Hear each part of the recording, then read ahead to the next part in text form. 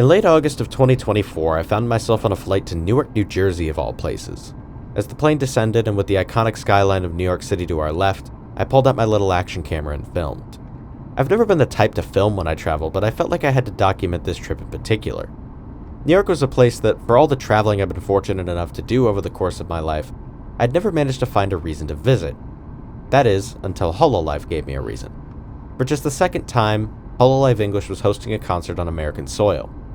I was fortunate enough to attend Connect the World in Los Angeles the prior July, but I felt a little off about that trip. The show was fantastic, don't get me wrong, it's still one of the best shows I've ever been to, and its Blu-ray sits on my desk, waiting for the day when I finally buy myself an external CD drive and relive the magic of that night surrounded by 6,000 other screaming fans. But when I got on my flight back home, I couldn't help but feel like I'd missed out on something. There's a certain social element to events like these, meeting other fans from around the world, sharing your love and passion for whatever it is, movies, video games, or in our case, virtual anime girls and boys on the internet. I'd mostly stuck to the sidelines during the brief fan meetup in LA. For all the confidence it takes to talk into a microphone about any sort of topic and then publish those thoughts onto the internet, I've never actually been much of a social person. I don't enjoy crowds, I don't like meeting people. But this trip I resolved to break that habit, at least in small part. The thing about fandom is that it's best enjoyed with other people. What good is loving something if you never share that feeling with people who also love that thing? I wasn't expecting much out of this trip, perhaps a photo with some people, a good conversation about a particular talent. That would be a win for me. What I didn't expect was to not only have that fulfilled in the first 24 hours, but to actually be wanting more. The plane touched down a little after 2 in the afternoon on Thursday. Being from the opposite side of the country, it had already been a long day with our flight leaving at 6 a.m. Not the longest anyone traveled for this event, not by a long shot. Hell, Wiki, a prominent Hololive vlogger, was about to embark on an absolute odyssey of his own right around the time I was filming this. This is going to be less of a vlog with a structured plot and defined highs and lows, and more of a video travelogue in the style of someone like Noah Caldwell-Gervais. I decided on this format for 2 main reasons. Firstly, I wanted to get my writing chops back up to speed. It's been a while since I've just tried writing and parsing down a stream of consciousness. Secondly, as you'll no doubt see, I'm not much of a vlogger for whatever that term means to you. I know very little about cameras and mobile audio setups, which rendered most of the footage I collected less than desirable. As such, I won't be offended if you put this video in another tab or on your second monitor. I'll be talking about all sorts of things over the course of this, from what I learned about fandom, to what being in New York was like, to, of course, talking about the events that brought me there in the first place. AnimeNYC and Breaking Dimensions. Expect a lot of rambling. Or I suppose calling it yapping would make it more palatable to a Hololive audience. This was, undoubtedly, one of the most unique trips I'd ever been on, and I hope you'll join me as I recount it.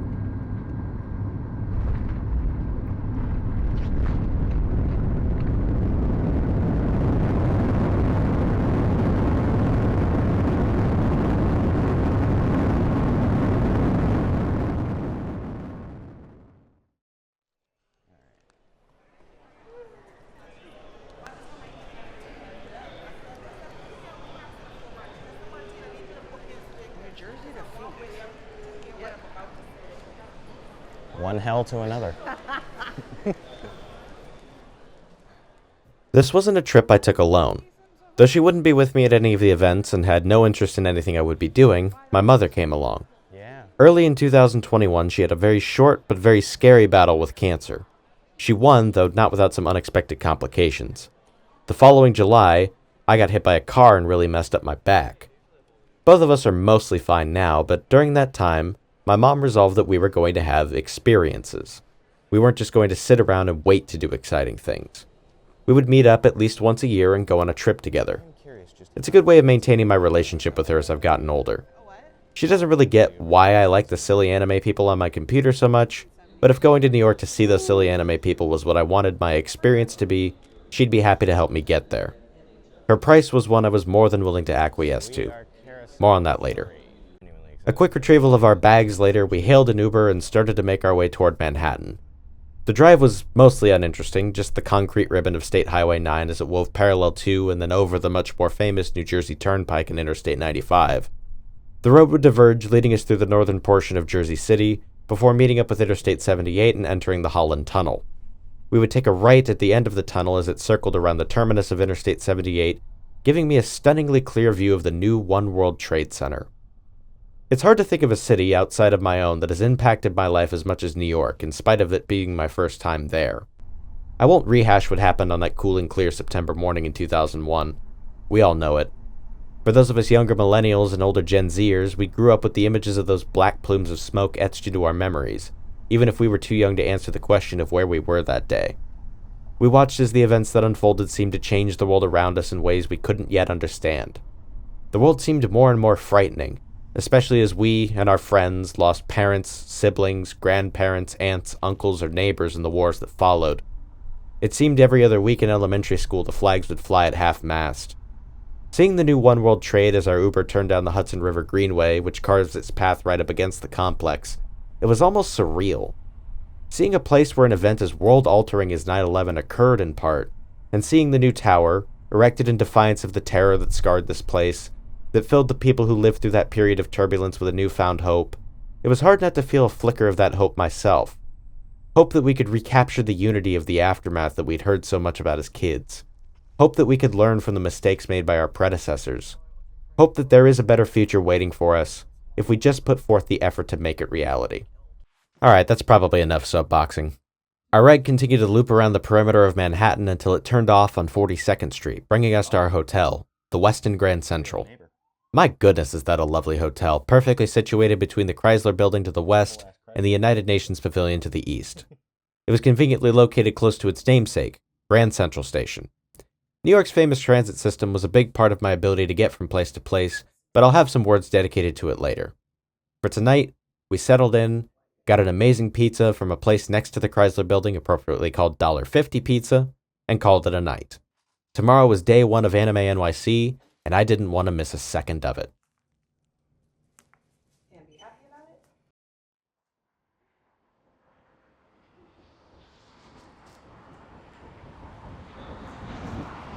Here I am walking around New York like a fucking idiot. Friday got off to an interesting start. I was out of the hotel in plenty of time, but I wanted to make some pit stops before heading to the Javits Center. The first stop was the corner of 42nd and Broadway, the second, B&H, to pick up some additional memory cards for my camera. I came to the unfortunate realization as I tried to clear the camera's memory card the night before that I didn't have the storage space on the laptop I brought along, meaning that 10 hours of footage would be about the limit of what I could film for the whole weekend. Apple Maps sadly led me astray, and the hours listed for B&H's flagship store, a few blocks from the Javits Center, were not in fact the correct ones, meaning that I wouldn't be able to get the additional memory. Unfortunate. But why that first stop at 42nd and Broadway, you may be asking? I mentioned it briefly, but I'm quite a fan of Noah Caldwell-Gervais. In February of 2023, he published a 7.5-hour travelogue of his journey across the Lincoln Highway, the nation's first transcontinental highway designed for automobiles. It's arguably the most underappreciated piece of American history that's still accessible. The highway starts at the Palace of the Legion of Honor in Lincoln Park, San Francisco, and traverses nearly 3,400 miles across America to the corner of 42nd and Broadway in New York City. It was the brainchild of Carl Fisher, co-founder and president of the Indianapolis Motor Speedway, as well as one of the founding developers of Miami Beach, Florida. In 1912, there were 2.2 million miles of roads in America, mostly unleveled dirt with wheel ruts, whether from horse-drawn wagons or primitive automobiles. A quote-unquote good road in those days had been somewhat leveled, and if you were extremely lucky, it might even be gravel or brick. Fisher believed that if the automobile was to grow in popularity, people needed good roads to drive on. He began recruiting friends of his in the automotive industry, as well as others, such as former President Theodore Roosevelt and Thomas Edison. Among the more prominent members of the Lincoln Highway Association were Fisher, Frank Sieberling, president of Goodyear Tires, and Henry Joy, president of the Packard Motor Car Company. Fisher had attempted to persuade Henry Ford into supporting the highway financially, but Ford refused, reasoning that if private industry funded good roads, the public would never find a reason to do it themselves. Joy came up with a solution: seedling miles. The association would fund 1-mile strips of concrete along the route. If the locals experienced just how much better concrete was than dirt, the theory went that they would petition the government to fund resurfacing projects along the rest of the route. The Lincoln Highway would only last 15 years from 1913 to 1928 before being supplanted by other highways, and yet in that time it helped serve as the catalyst for the widespread adoption of the automobile. In spite of Henry Ford's initial opposition to the idea, when the 10 millionth Ford Model T rolled off the assembly line in 1924, It went on a nationwide tour documented in a film named for its primary route, fording the Lincoln Highway. The U.S. Army led a motor transport convoy across an incomplete Lincoln Highway 5 years earlier in 1919, departing Washington, D.C. on July the 7th, joining the Lincoln Highway at Gettysburg, Pennsylvania, and arriving in Oakland, California on September 6th. The convoy was sluggish, even by the standards of the time, averaging just 5.5 miles per hour over the course of 62 grueling days. Among the troops was a 29-year-old lieutenant colonel named Dwight David Eisenhower. He spent a considerable amount of his reports on the convoy detailing just how bad many of the roads were. The following is an excerpt from his final report. Quote, "In observing the effect of the different types of road and progress of the train, it was noted that the trucks operated very efficiently and easily on the smooth level types, but that on rough roads, sandy ones, or on steep grades, the truck train would have practically no value as a cargo carrier. The train operated so slowly in such places that in certain instances it was noted that portions of the train did not move for 2 hours. It was further observed that in many places excellent roads were installed some years ago that have since received no attention whatever. Absence of any effort at maintenance has resulted in roads of such rough nature as to be very difficult of negotiating. In such cases, it seems evident that a very small amount of money spent at the proper time would have kept the road in good condition." End quote. Eisenhower's experience in the 1919 convoy was likely one of the principal reasons why he, as president, signed the Federal Aid Highway Act of 1956, creating the interstate highway system that shaped so much of America during and after the post-World War II boom. This cornerstone ideal of American life, the open road, the freedom promised by the automobile, has a long-forgotten highway to thank for its existence. All there is to signify that you've arrived at the terminus of this hidden piece of American history is a single, unremarkable metal sign on the northeast light post near the base of One Times Square. Were it not for the construction behind it, you could easily see up the newly pedestrianized portion of Broadway, where tens of thousands gather to watch the ball drop on New Year's Eve. How many millions walk through Times Square every year, unaware of the history hidden in plain sight? For as much as America has embraced the automobile, for better or for worse, it seems a bit of a shame that the road that helped kickstart the automobile revolution in America has been relegated to a piece of obscure trivia, kept alive by a dedicated few who still travel the road and keep its history archived. I suppose in writing this segment, I'm a small part of that dedicated few. I hope I can travel the Lincoln Highway one day. I would also hope that with 100 years of technological advancement, I'd have a little easier time of it than Lieutenant Colonel Eisenhower did.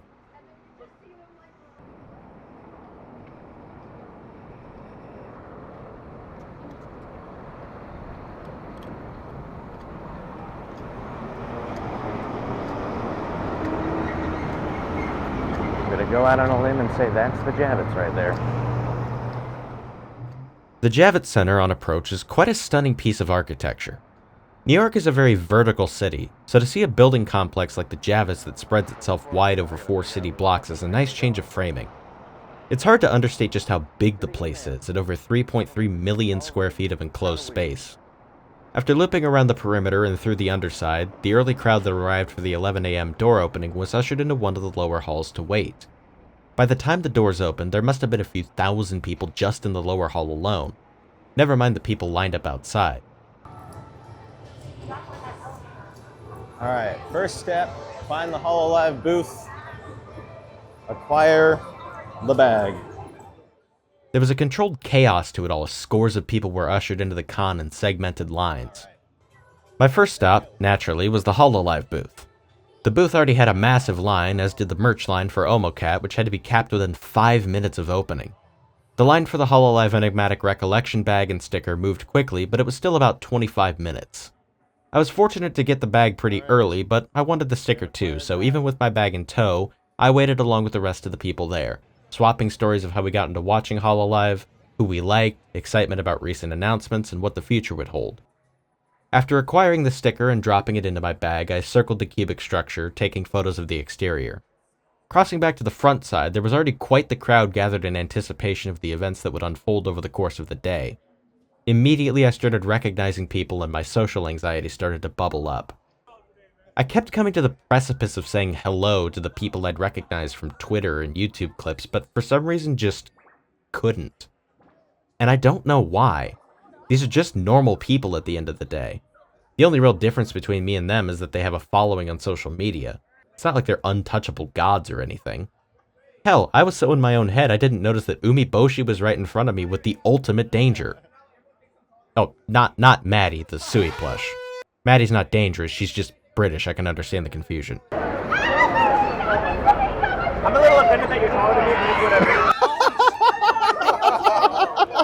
whatever. I was knocked out of my awkwardness when a guy complimented me on the Azuki shirt I was wearing. We struck up a conversation about some of the Hololive news of the day, Ollie's new happy, Azuki's concert which he just secured tickets to the second round of, as well as my half-baked attempt to promote my YouTube channel to him, mired by my own inability to show on the fly, and the Javits Wi-Fi being so slow as to make demonstration damn near impossible. Shout out to you though, my fellow Azuki enjoyer. I hope you appreciated the concerts and that Japan treated you well. That seemed to bring me out of my shell just enough. I ran into Jimmy, everyone's favorite Mookie Rose cosplayer, and asked him for a picture and a video, which he was more than willing to do. Jimmy's a great guy, and I hope I can meet him again at some other event in the future. Hey yo, I'm here with Jimmy, man. Hey, Bow bow, motherfuckers. Bow, motherfucker. Hey. All right. I hung around for a little bit longer before deciding to walk around the convention hall. This was my first convention. I'd seen video of events like Anime Expo, Anime North, and others over the years, and wondered what it would be like to be in the middle of that crowd. My less socially inclined side dreaded being in the thick of it, but the prospect felt exciting too. Walking around the hall, seeing all the incredible cosplayers, wandering the artist alley and having to resist the urge to buy every print that caught my eye, it all kind of clicked for me.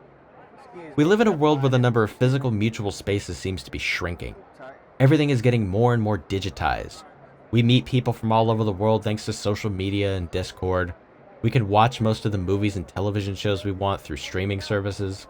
We can listen to most of the music we want thanks to Spotify, Apple Music, and others. There are benefits to all this, of course, but at the same time, we're becoming less communal and more segregated off into our little niches, bubbles, and echo chambers. I didn't know the names of 99% of the people who were at that convention center. I didn't know where they were from, what their lives were like, what their politics were. But none of that actually mattered here. Here was a place where people flocked by the thousands to a single common space to share their passions. You had a cross-section of humanity, all at this convention because of their love for media of all sorts. Anime, video games, VTubers. It's beautiful in a way. Seeing just for a day what people united by their love of something can look like. People were having fun, smiling, laughing, sharing their interests with total strangers. Now imagine if that love extended to other things. Our neighbors, the planet, humankind as a whole. I wandered around for a while, spending far too much money on Vice Schwartz cards and t-shirts. It was in the midst of all this walking around that I committed a grave sin for a vlogger. My camera's battery died, and I didn't check on it for about 20 minutes. So I have 20 extra minutes of audio with no video. Real genius at work here, folks. My footage is only going to become spottier from here for a variety of reasons. I'll do my best to keep things engaging narratively. As I arrived at the Hololive booth again, it was just in time for the first major event of the day. Area 15, Hololive Indonesia's first generation, were streaming in an hour of karaoke. It was a blast singing along with the crowd and the girls. Shout out to the Gura cosplayer on the left. I have no idea who you are, but you look like you were having the time of your life.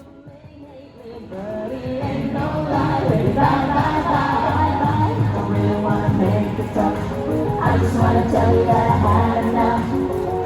Might sound crazy, but it ain't no lie, baby, bye, bye,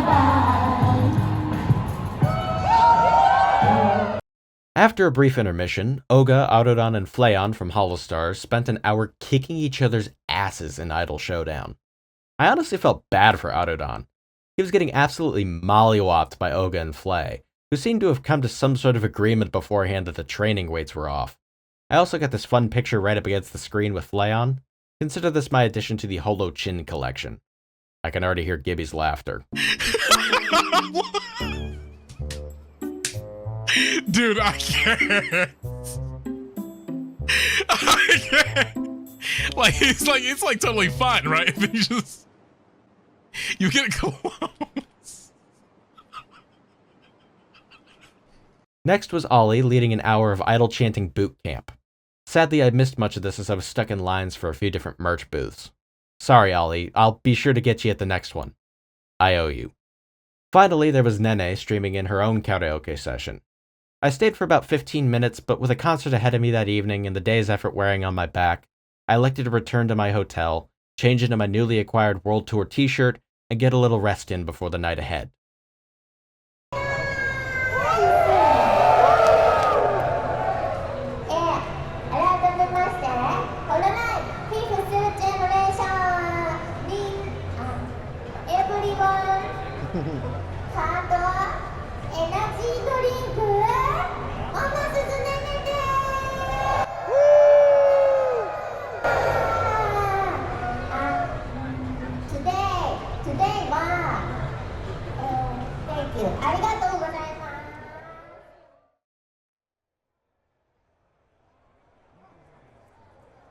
I elected not to bring my camera equipment with me to the World Tour or either of the Breaking Dimension shows. In the case of the World Tour, that was probably for the best, as there were staffers being rather pushy with people just having their phones in their hands. The lights hadn't even gone down yet and people were already being badgered. But eventually those lights did go down and the show started, and my god was it one of the most amazing things ever. Perhaps it was the tighter enclosed nature of the hall, but it was loud, in the way that a great show should be loud. The crowd was energetic too. How many of us walked out afterward with our voices intact is beyond me. I'll very briefly run through the set list and my thoughts, though if you're planning on attending any of the other shows on the World Tour and want to go into it blind, I'd advise skipping to the end of this section. After a phenomenal group rendition of Seishun Archive, Bae immediately brought the energy up to the max with Rograt Runaway. The compact nature of the hall where the concert was held meant that when everyone's pen lights turned red, that room looked like a nightclub. Ina was next with an incredible performance of Mechanopsis. That song is so stunningly gorgeous in a live venue. Kiara performed Sleep Talking, a song I feel is heavily underrated. It's so good, but I don't see it get as much love as some of the other songs on Point of View. After a brief MC segment, Ina, Azuki, and Watame delivered one hell of a rendition of Stardust Song, another track I consider to be highly underrated. Hearing Ina match power levels with Azuki and Watame, two powerhouse vocalists in their own right, was a sight to behold. Muna performed her most recent single, Deja Vu, and my god does that song sound incredible. R&B is such an underrepresented genre in Hololive music, one that Muna's voice just fits perfectly. Kobo came out with Help, which I felt was the standout performance of the night. That song live is just something you need to experience at some point. Another MC segment was followed by Watame performing What an Amazing Swing, which I consider her best song. She killed it, as expected. Azuki came next, performing her song Intersection. When I finally get the next part of the Azuki Virtual Discog series out, hopefully before the sun implodes, I'll have plenty of good things to say about this song. This was my first time seeing Azuki live, and she lived up to the lofty expectations I had. There was a nice surprise next as Bae, Muna, and Kobo joined Kiara for a group rendition of Do You. All four of their voices just fit that song perfectly. After a fun little MC segment of Watame and Azuki speaking in about 75% Japanese and at least 75% of the room having no idea what was happening, Kiara and Kobo performed Ichi Nichi Hero, their song from the Hololive Honeyworks Originals album. Bae was joined by Watame to perform Color, their duet from Bae's album Zodiac. That song sounds so sweet and their voices blend so well. Ina, Azuki, and Muna performed Storytime, the theme song from Hololive Alternative. It was interesting seeing how they performed that song with only 3 singers instead of the 4 on the original recording. Finally, they concluded the show with the national anthem. Shiny Smiley Story. And with that, the lights came back up. Someone in the front section noticed that Yago had been in attendance, seated among the crowd, and cheers erupted. The event staff were very quick to try and usher everyone out, which, fair enough, it was past 10:30 p.m. after all. I struck up a conversation with another Azuki fan who was wearing the same shirt I had been wearing earlier in the day. It was difficult to really get into the flow of conversation with the constant ushering of the event staff, but eventually we swapped Discord usernames and went on about our evenings. I elected not to stick around. The 90-minute concert had done a real number on my back, perhaps not helped by the fact that I absolutely did not moderate my cheering. If you're near one of the other locations the World Tour is scheduled to go through, and you're on the fence, buy the damn ticket. I promise you, this is a show you won't want to miss.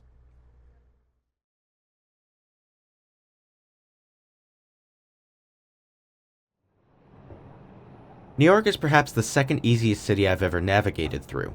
Number 1 is Tokyo, as I'm sure anyone who has visited can attest to, but New York's world-famous subways proved invaluable in getting across an area that would have taken forever in a car.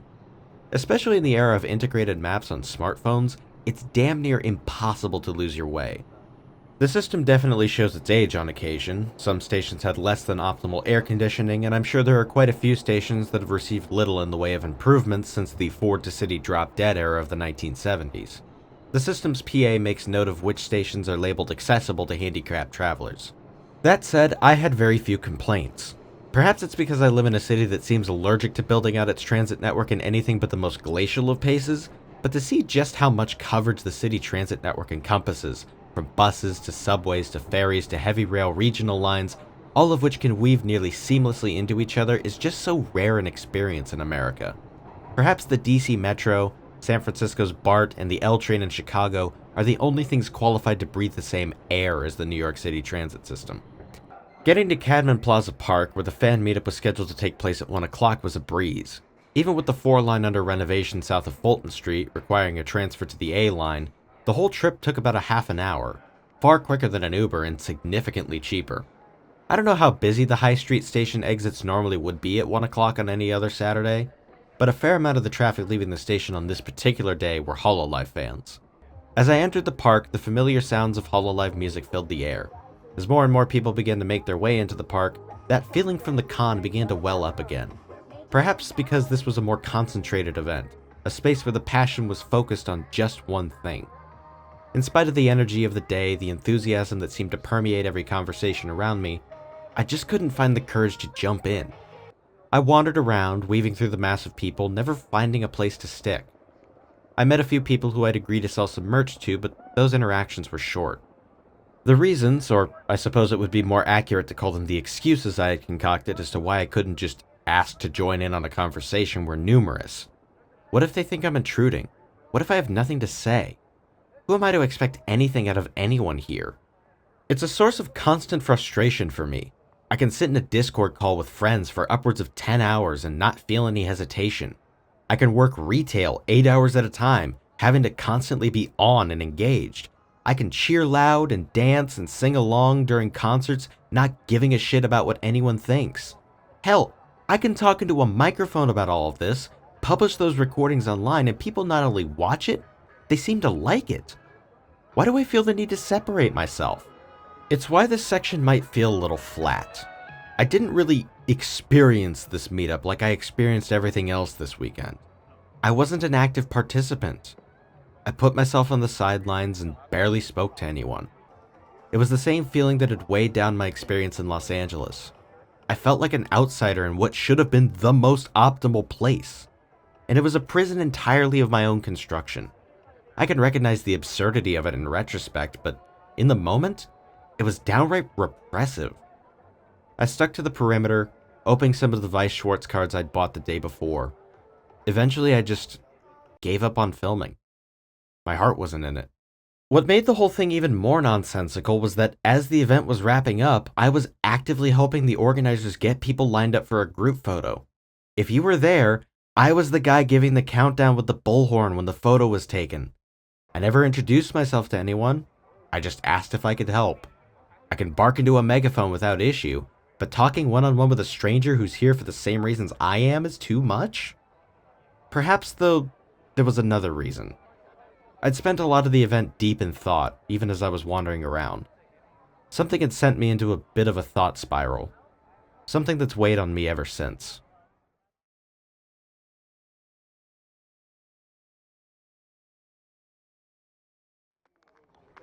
My attention was diverted to the side of the meetup not long after I arrived. There, on sheets of canvas, were artwork banners, most of them dedicated to a specific talent. One for Fauna, one for Crony, one for Ina, and one for Gura. But it was the last one that caught my attention. This beautiful artwork of Achan and Aqua, done by Lishi. The day of the meetup was 2.5 weeks removed from Aqua's announcement of her impending graduation.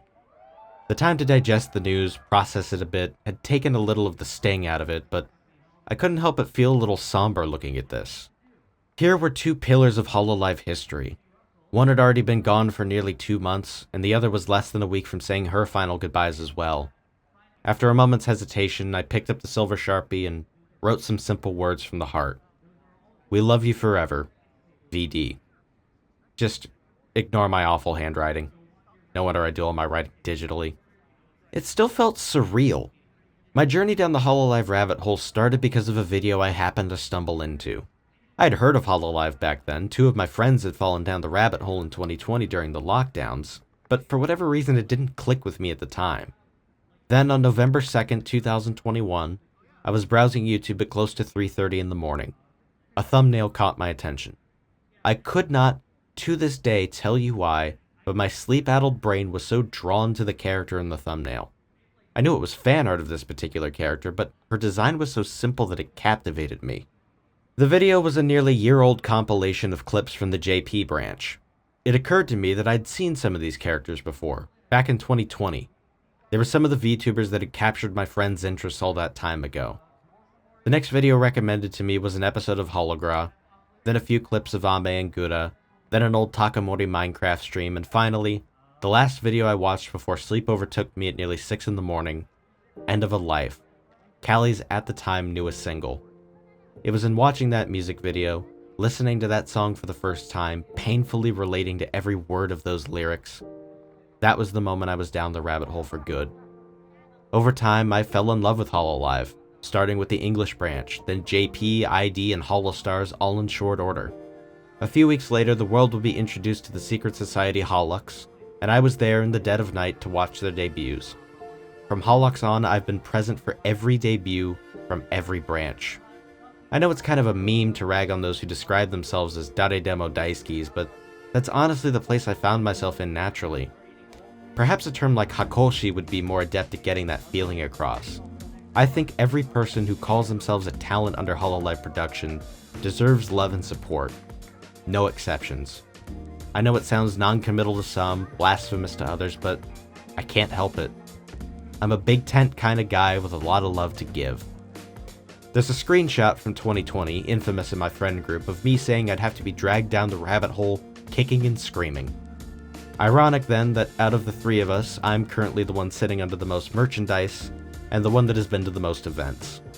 Hopefully as my friends start to enter more stable situations, we can all go together one day. All this because I was captivated by the design of the girl in that thumbnail. I didn't know it at the time, but that girl was A-chan. I'll always have her to thank for introducing me, completely involuntarily, to this wild comedy troupe of idols. I walked away from that canvas feeling more than a little melancholy. A-chan's retirement had hit me particularly hard, harder than anyone else who'd left in the nearly 3 years I'd been into Hololive. She was the one who drew me in, the siren that lured me here. And now she's gone. Sure, it's not like she's dead or anything, but unless one of the girls tells a story about meeting up with her for lunch or having a nice texting conversation, for all intents and purposes, she's gone for good as A-chan. That's probably why her retirement hit me so hard. As much as the taboo of talking about it still exists, if a VTuber we like graduates, we know there's a good chance we can just find them again on their old accounts, or their new ones if they're venturing into something different. It may not feel quite the same, but at the very least, it's nice to know they're doing alright. I've certainly done it with others who've left. With A-chan though, that doesn't exist, at least as far as I've seen. One of my friends summed it up pretty well. This feels like a friend moving away when you're young, like before the internet, when the moving meant you'd never see them again in all likelihood. Graduations, retirements, terminations, however we classify them, are always going to sting.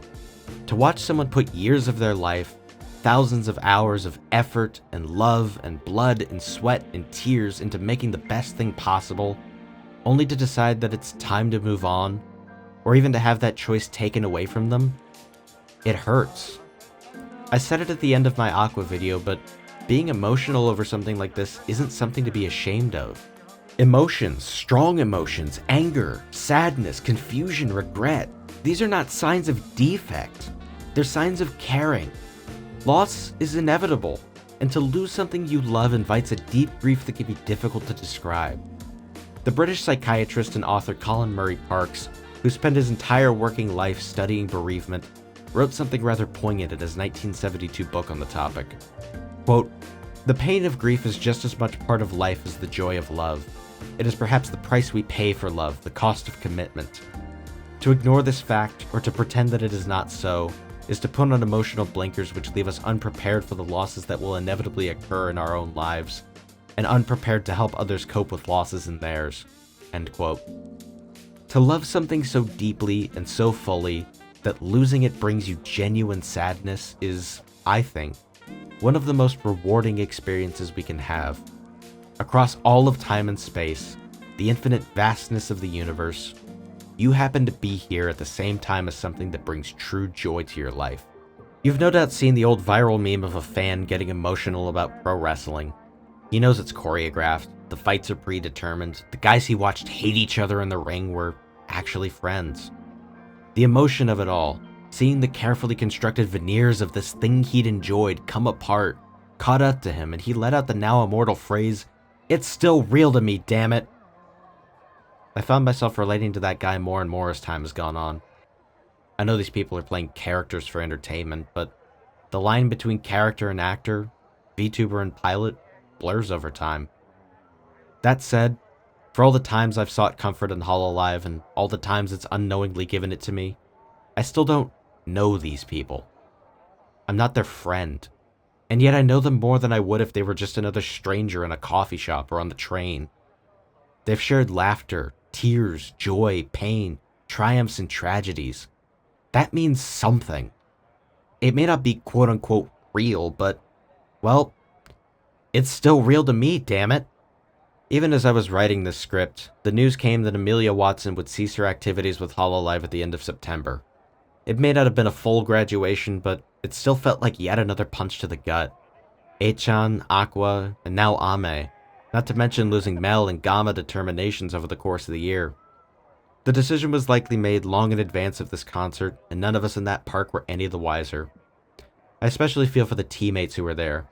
I was overhearing conversations about how excited they were that Ame was back to streaming a little more, that Myth's 4th anniversary was right around the corner, wondering just what she had in store for year 5.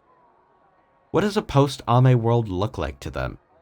Or a post-Aqua world to a member of the Aqua crew? There is no singular answer. Each of them will grieve in their own ways. Fubuki said something important after Aqua's graduation. She said you shouldn't force yourself to watch Hololive if you're still grieving. You shouldn't force yourself to find a new Oshi. Take the time you need to heal. And if part of that healing means you don't come back to Hololive, that's okay too. Some will seek refuge in the chats of other members, perhaps even assimilating into having a new Oshi. Some will offer their support from afar, but for someone, watching Amelia Watson walk off that stage was the last piece of Hololive content they will ever consume. What are the odds that a teammate in this footage is among that final group? If I had to speculate, it's far more unlikely, but you can't say the chance is zero. It seems almost absurd to think that 7 years of work without ever even meeting a person is all it would take to make an impression so profound that the following absence leaves such a deep void. Or 6 years. Or 4. Or 18 months. Or 11. It's all a bitter reminder of just how fragile this can be. VTubing, for as much as we think of it as a burgeoning industry, a growing daimyo set to take over entertainment, isn't even a decade old. Kizuna Ai is widely regarded as the first virtual YouTuber, literally coining the term. Her debut was in November of 2016, not even 8 years ago. The industry is only about halfway to getting a driver's license. The fact that VTubers from those early pioneering days, Toki no Sora, Tsuki no Mito, Denno Shoujo Shiro, Fuji Aoi are not only still around, but making content and succeeding is something of a miracle. In many ways, VTubing still needs to prove itself as a viable career path. Sure, there are success stories, people in this industry who could retire tomorrow and never have to work a day for the rest of their lives. But how many countless who were just as talented, and perhaps just as deserving, have tried, failed, and moved on? Even among those who got into corporate VTubing, the supposed big leagues. Part of me could see someone like Sora doing this until she physically couldn't, but life is unpredictable. Tomorrow is never a guarantee, and the hours spent in meetings, rehearsals, dance classes, voice lessons, and streaming all take a toll. There will come a day when the one you support the most decides it's time to move on. For some, that pain has already come to pass. For others, it's a constant dread in the back of their minds. For as many tears as I've shed for talents leaving Hololive, and I'll freely admit there have been many, I found myself with an odd peace about their departures. Ultimately, as much as I'd love to forever listen to Aqua's singing, laugh at Mel's dorkiness, be amazed by Ame's creativity, stare slack-jawed at Gamma's art skills, or listen attentively as A-Town excitedly talks about the next big Hololive project, those days are now past. I mourn for them and what might have been, but I know they'll never be forgotten. The contributions they've made to Hololive, and to me personally, are simply too big to forget. I don't know if any Hololive talents will ever stumble across this video, but on the off chance one does, I want to address you directly, if you'll allow. Whether you find this at the start of your journey, you're at the peak of your career, or are going back to reminisce on the good times many years from now when all this is but a distant memory, I hope you always remember that these are the people you do this for. These people, right here. The path of the entertainer is never easy. To be a great actor, you need to put a piece of yourself into the character you play and bear that out for the world to see. It's perhaps one of the most vulnerable things a person can do. The soul is a fickle thing, and to divulge its deepest recesses to strangers by the thousands, day after day after day, it's a wonder most people don't go insane in a situation like that. But I imagine it's in seeing pictures like these, seeing the throngs of fans united by a shared passion, that makes all of that stress, all those moments of hesitation and doubt, worth it. I hope that in the low moments, of which there will undoubtedly be many, you remember pictures like these, and the scores of them that will likewise come from future events. Let the smiles on these faces, the joy, the love, even the silliness on display here be your tether, the compass star to keep you from drifting off into the malaise. There are people who love you, ones who will cross continents and oceans to stand together on a hot Brooklyn afternoon in the middle of August, just for the chance to meet people who share the same love for the work you're a part of.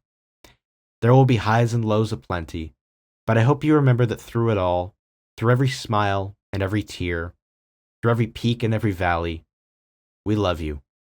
Forever.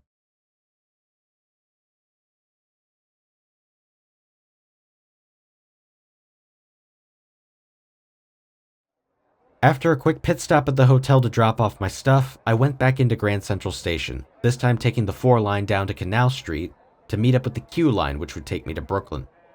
It was in the midst of scrolling Twitter that there was an announcement that a few tickets had opened up for the Sunday show. I originally only had the Saturday ticket and thought I would watch the Sunday show from my hotel room. I jumped at the opportunity, trying to progress through the web pages as the signal dropped in and out in the underground tunnels. But just as we crossed the 119-year-old Manhattan Bridge and descended back underground at Dumbo, I got the confirmation. I was going to the Sunday show. Surely things would go smoothly from here, right? No sooner had I gotten to the corner of Flatbush Avenue and Beverly Road did I see that this was going to be interesting. I've been fortunate enough to go to many events over my life. Theater shows big and small, sporting events, now a convention. I have never seen line management like this before. Here's a rough diagram of how it looked. It was total insanity. The venue seats about 3,000 people. I'd venture to say at minimum 2,700 people showed up. There would be 1 hour from the time doors opened to the time the show was scheduled to start. Assuming those numbers are accurate, that's one person admitted every 1 1/3 seconds to get everyone inside by the time the curtains opened. That felt ambitious. As we waited in the evening heat with very little in the way of shade, residents were telling us that they had never seen a line for the King's Theater this backed up before. The NYPD and NYFD even came to check on what the hell was clogging up the area. Mercifully, as we inched forward, we received the news that the show would be delayed by half an hour to try and get everyone inside. But that deadline soon began to draw nearer. No matter, I thought to myself, surely the worst thing that could happen is that we're a little delayed in getting started, right? No sooner had I gotten to the ticket scanners did reality smack me across the face. For whatever reason, my ticket wasn't scanning. I wasn't able to get my ticket as part of the initial drop. I watched the resale market, knowing it was a risk. Eventually, I managed to get a ticket on the lower level at well above the initial asking price. I was directed to the box office where I spent 20 or so minutes trying and failing to connect to the customer support for the third-party site I had used. All I could think was, no. There's no way I came all the way across the country just to be blocked at the door.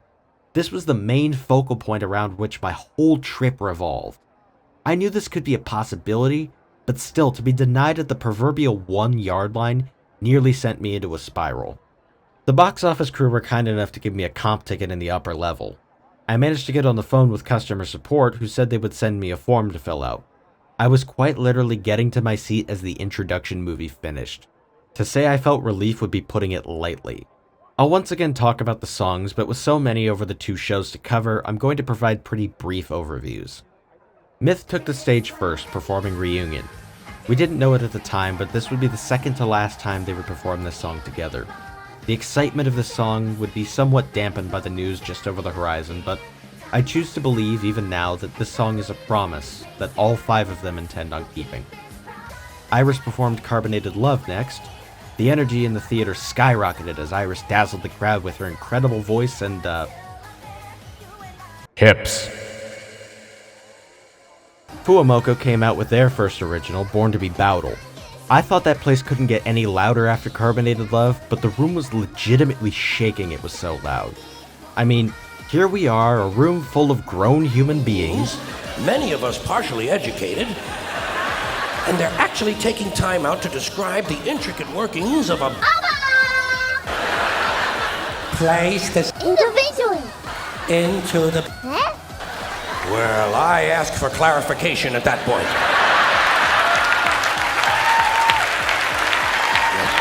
Pardon me, over here, please. Thank you very much. Did I hear you correctly? Did you say place the Individually. into the Huh? or place the Huh? over and around the... Individually. I am a simple man and do not possess an engineering degree, nor am I mechanically inclined. Sorry to have taken up so much of your time. Please continue with the wonderful... Breaking dimensions! Mobile! high-tech shit. The twins would lead an MC segment, ending the free portion of the show for the audience at home. Mume and Fauna would take the stage and perform a new original song called It's Not a Phase. Please, for the love of all that is good in this world, don't let this song be stuck in production hell like other EN songs have been. Shiori performed a cover of World Execute Me by Millie. I'd never heard of this song before, but damn did Shiori's rendition make me a fan of it. Crony covered Boca della Verita by Hiragi Kirai. This song is a total banger, and hearing Crony absolutely kill it was sensational. I hope she gets to do an official cover of this at some point. Shiori and Crony would launch into another MC segment before what I would consider the absolute show stealer of the night. Muna, Ina, Gura, Suisei, Bibideba. That theater went fucking crazy. Next was Mume, Kiara, and Nerissa with their rendition of Beyond the Way by Giga. My god does that song go hard. Another song that I hope those three get to cover officially. Kiara got to take the next song too, performing her original Pineapple. 3 consecutive dance tunes had the energy in the theater at a fever pitch. The members of Promise sang their group song, Our Promise. They did a phenomenal job as expected, but it was funny watching the crowd attempt to figure out how they should move their pen lights, since that song has an unbalanced weight to its time. Fauna took the next song and performed Stay With Me by the late Miki Matsubara. This was an unexpected choice, but a welcome one. Fauna's softer voice fit the song very well. Iris and Suisei took the third MC segment before Biju, Fuamoko, and Ame covered the certified classic Puru Puru Pururin from Welcome to the NHK. Then for the second time in as many days, Kobo brought the crowd to its feet with help, this time with Korone and Crony by her side. If Bibideba hadn't stolen the show earlier, this would have been the standout for me. Not to be outdone, Gura performed World Is Mine by Supercell. I could tell there were plenty of old heads in the crowd, myself included, because we got loud, doing all the callouts. Biju, Iris, Callie, and Bae kept the energy up, performing Blue Clapper, probably one of my favorite Hololive group songs. Callie and Biju led the final MC segment of the night, inflicting mass brain rot with what has to be the first performance of Sticking Out Your Gat for Narizzler in front of a live audience. I could tell part of Callie died when she had to say, "Rizzle me this, yap man." Don't worry, Callie. Part of me died too. Finally, the show concluded with breaking dimensions and, after some back and forth of whether the encore call was 2 syllables or 3, Connect the World finished out the night. The earlier frenzy and anxiety was all but forgotten by the end of the show. I hung around for a bit before making my way back to the train station. I happened to be on the same train as a group of Hololive fans who were on their way to a restaurant in Manhattan. They said the invite was open if I wanted to join them. I thought about it. We all left the queue line at Canal Street and I walked with them, even though I would need to go to another platform in the opposite direction to meet up with the subway line that would take me back to the Westin. I was doing this, wasn't I? But when there was a break in the hallways, they went one way, I went the other, bidding them goodnight. I came out of the subway with no clue where the hell I was. It's probably ill-advised for a tourist to wander around Soho at 11 at night, but that's exactly what I did. I suppose I just needed some air and to clear my head. It was strange seeing the streets of New York, the city that never sleeps, be basically empty, save the few patrons of an Italian restaurant with curbside dining and the occasional busker playing their songs for an audience of one. I eventually made my way back into the subway to get back to my hotel. I was exhausted. Seemingly every possible emotion ran through my body over the course of that ride back to the Westin. Excitement, joy, and jubilation from the concert, anxiety and frenzy from the debacle with my ticketing issue, and finally, regret. That was as golden an opportunity as I would get, an explicit invitation to go to this restaurant and meet new people, share in the communal part of this fandom. And I chickened out at the last possible second. By the time I made it back to the hotel, it was nearly midnight. I elected not to stay up much longer. Tomorrow was a busy day after all.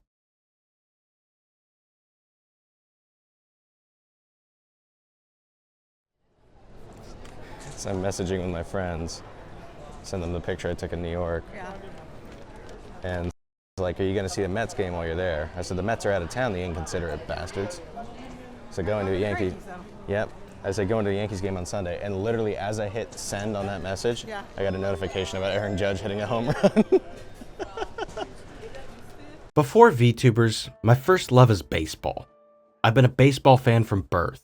So when Connect the World happened in LA, my mother agreed to help me go, in exchange for seeing the Padres in San Diego the day after the concert and the Dodgers on the 4th of July. There are surely worse prices to pay. This time, the price was a trip to Yankee Stadium to see the Yankees take on the Colorado Rockies. Many years ago, a young virtual Discog was so distraught when he saw an ad on ESPN with the great Yogi Berra eulogizing the original Yankee Stadium before its final game that he sent a handwritten letter to the Yankees begging them not to tear down the old stadium and instead convert it into a museum. Unsurprisingly, the passionate writings of a 10-year-old were not enough to sway the business decisions of a major sports franchise, but the Yankees were kind enough to send a little promotional package with a letter of thanks and a DVD virtual tour of the new ballpark. 16 years later, and there I was, at the very place I'd so naively protested against. We happened to pick a hell of a day to show up.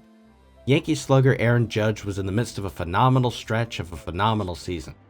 As we were landing in Newark on Thursday, he blasted his 48th home run of the season. Hitting 50 is a rare accomplishment. Up until this point, it had only happened 49 times, 2 of which were Judge in previous seasons. For him to have 3 such seasons would put him in even more rarefied air. Only Babe Ruth, Mark McGwire, Sammy Sosa, and Alex Rodriguez have ever had 3 50 home run seasons in the over 150-year existence of Major League Baseball. So history was very much on the table as we entered Yankee Stadium that day. Judge was slated to hit third in the lineup, sandwiched between Juan Soto and Giancarlo Stanton, 2 incredible players in their own right. When it was Judge's turn to bat in the bottom of the first, the whole stadium was on their feet.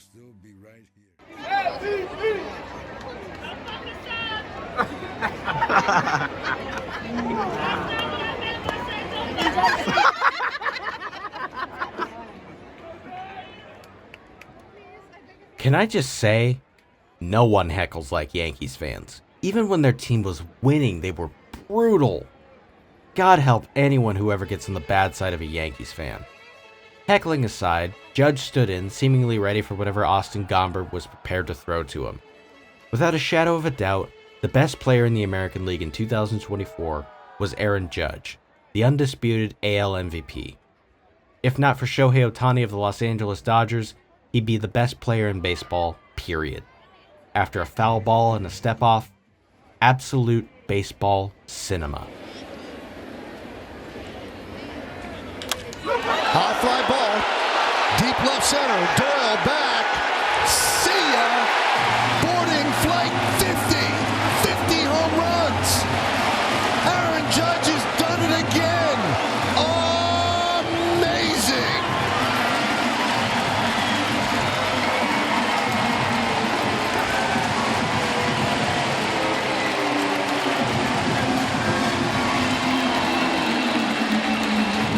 Well, Michael, that's 50. I'm going to give him the silent treatment because you know what? I'm really out of words. I don't know what else to say other than to listen to you say, see it. I told you to get warmed up. There were going to be some home runs tonight.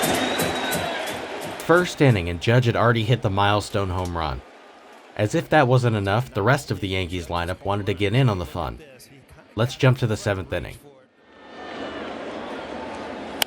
High fly ball, deep right field off the bat of Soto. There it goes. See ya. Into the bleachers, a long home run. And the Yankees lead 5-3.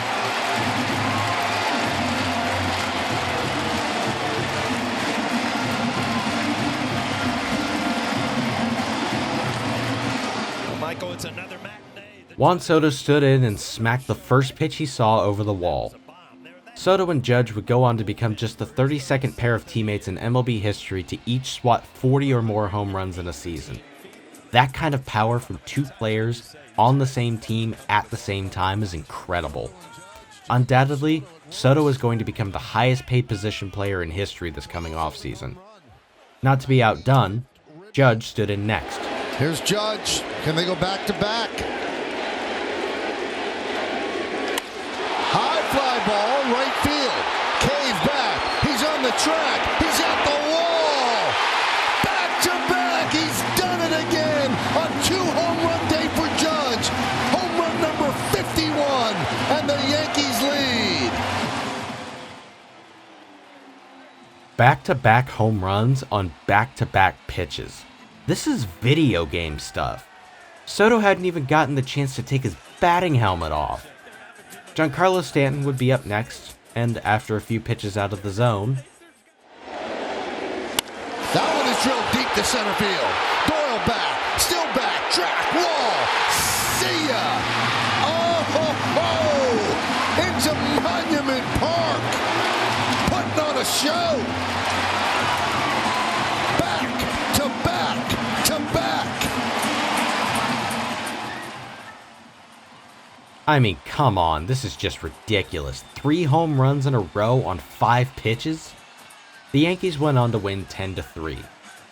They would ultimately fall short of winning the World Series, losing in 5 games to the Los Angeles Dodgers. But on this day, the Bronx was electric. The Yankees were world beaters during August. After the 3 home runs, Mom and I decided to call it there. We had seen some history and a hell of an offensive outburst. But now, I had to get back to the hotel and prepare for the concert.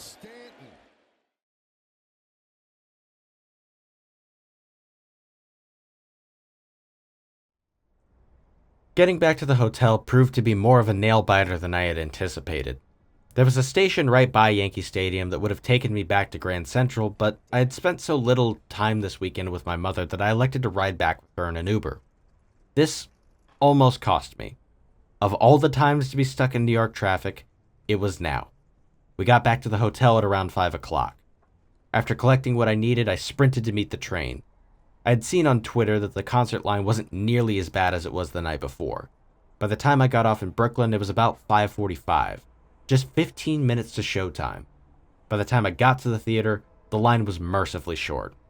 I once again slid in sideways, getting to my seat just before the introduction movie started. This time, my seat was on the aisle in the front middle section, right around where I was originally supposed to sit the night before. It's not that the upper section lacked energy, but it was even more intense in the lower section. That became more evident the moment Advent came on stage and performed Rebellion. Immediately, whatever inhibitions I had went out the window. I was cheering, singing, and screaming my goddamn head off. Right as Rebellion hit its peak, I felt something twinge in my back. Song 1 and I'd thrown my back out. Well, fuck, that's not ideal. I elected to soldier on through the rest of the show in spite of my back. It was the last major thing I was doing in New York anyway. Plus, I had a few days off once I got back home before I had to go back to work. Plenty of time to rest and recover. Bae performed Gekirin from Zodiac. God damn, that girl can dance. I know that's kind of her deal, but it's just something to behold live. It helps when Gekirin is an absolute banger. Ami came out for her solo performance, covering Mogu Mogu Yummy by Nekomata Hokayu. Hindsight being 2020, putting Ame's final solo performance in the free portion of the concert was a great move. Narissa and Shiori hosted the first MC of the segment, and after some Yuri. Okay, guys, now it's time for a special lightning round. Today I'm running around New York with a pack of wild lesbians. Biju took the stage to perform a cover of Koi wa Senso by Ryo. Hearing Biju bust out the powerful vocals of that song was incredible. There's a certain amount of restraint you have to do in regular karaoke streams that you can just let loose on stage, and Biju did just that. Ina was sensational with her rendition of Synchro Gazer from Symphogear. There was this almost operatic quality to it. Hearing Ina unlock this part of her voice was a treat. Takodachis in the crowd were hyped up, and I was right there with them. Korone came out next, performing Doggy God Street alongside fellow dogs Fuamoko and Kobo? I mean, she has a dog. Well, 2 if you think about it. I guess that counts. Callie and Kiara would perform their duet, Fire and Ice, next. As expected, it was heat. And cold as fuck.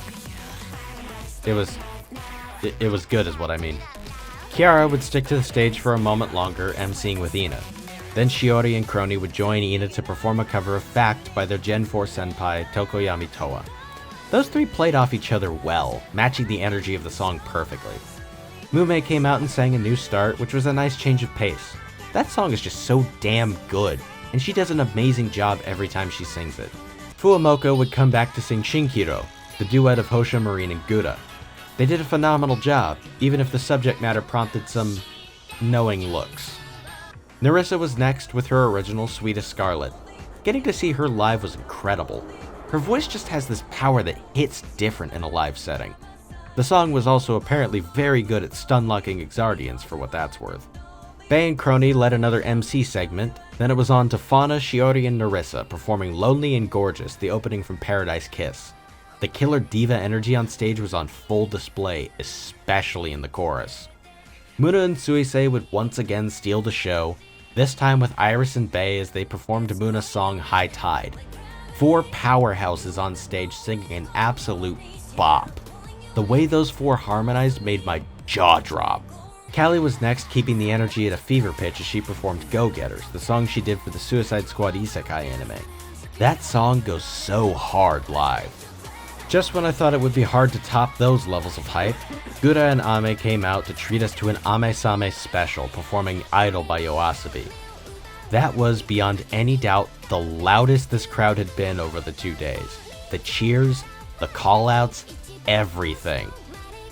What a perfect way to finish. Callie and Ame did one final MC segment before Breaking Dimensions once again closed out the main show. The encore took a little while longer than it had the previous night. I choose to blame this on the lack of consensus on how many syllables this word should have. Apparently, it's a fierce debate if the disjointed chants that filled the theater were any indication. Eventually, that encore did happen, the English version of Our Bright Parade. Fourth Fest was the first one I was able to watch on stream, so that song holds a special place in my heart. The lights came up, and the realization that it was over finally started to settle in. Unlike the night previous, I decided to stick around and just wait for the crowd to dissipate. I ran into a few folks, Bae superfan Yayoi Ken, Wiki, Maddie. Seeing her crying, I asked if she was alright. Happy tears, she assured me. That really was the mood. We had all come so far for this, and now it was over. New York had been our home for these last few days. But now, the days that followed would see us all venture back to our homes all over the world, from the west coast of America to the UK, Thailand, Korea, and Japan. I made it back to the hotel and promptly passed out. Tomorrow was getaway day. A thought creeped its way into my head as sleep overtook me. Just how many of these will I be able to go to? How many opportunities will I have? And will I figure out the ways to make the most of them?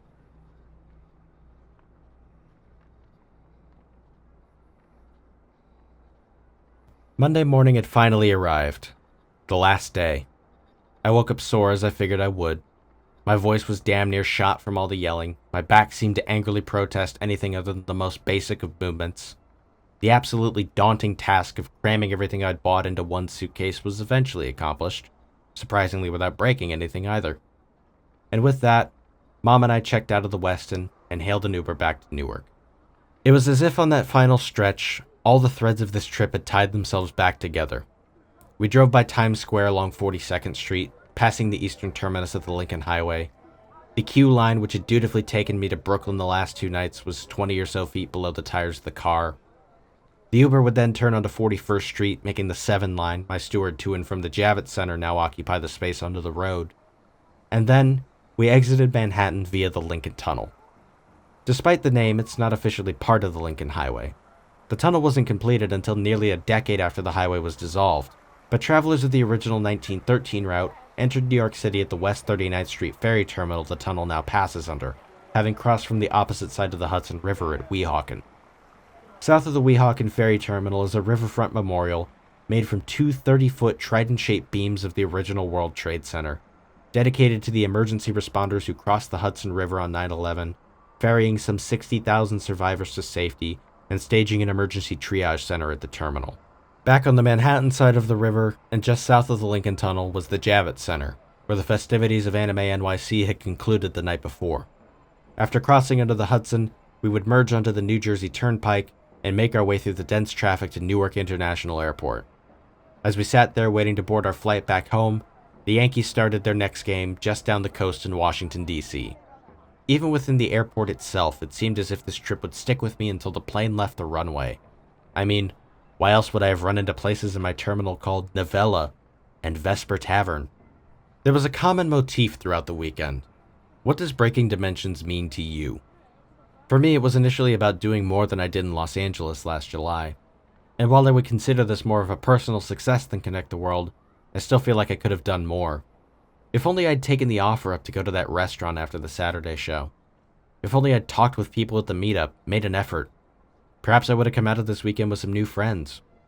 But what's done is done. Doing more than I did in Los Angeles only ended up being part of it for me, though. It was also a wake-up call about just how few of these opportunities I may get. I had seen Amelia Watson perform live for the second time, not knowing she was mere weeks away from taking a step back that may see her rarely cross a stage again, if at all. It was a reminder, just as the tapestry dedicated to Achan and Aqua was, that we don't see the end of the journey until we're right up against it. Author Amor Towles published a novel in 2021 set on the Lincoln Highway. There's a striking passage that's really stuck with me. One of the minor characters, Abacus, reflects on how we perceive time over the course of our life.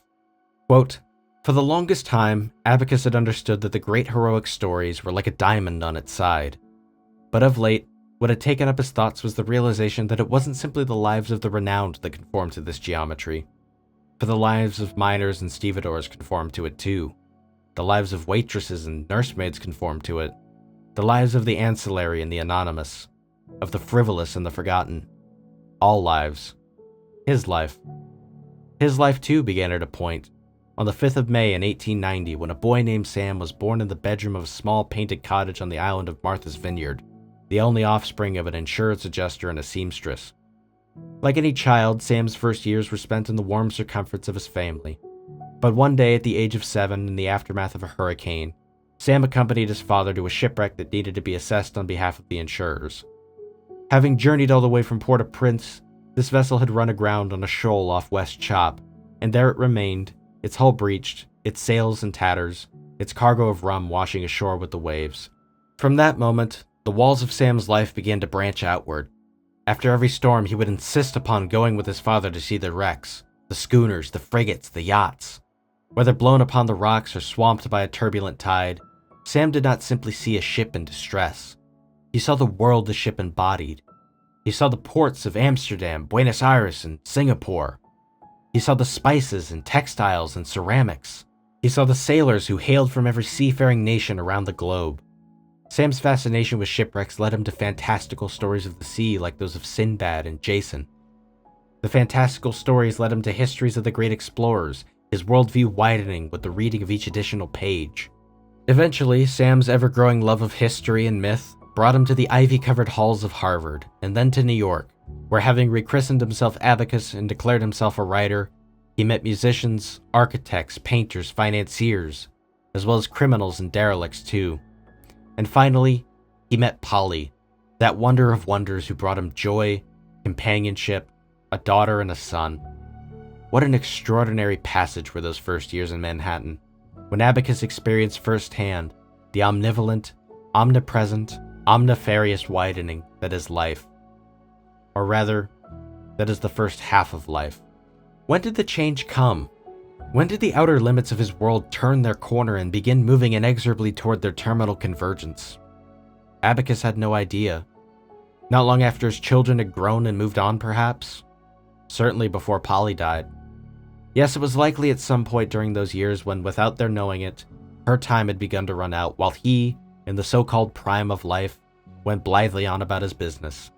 The manner in which the convergence takes you by surprise, that is the cruelest part.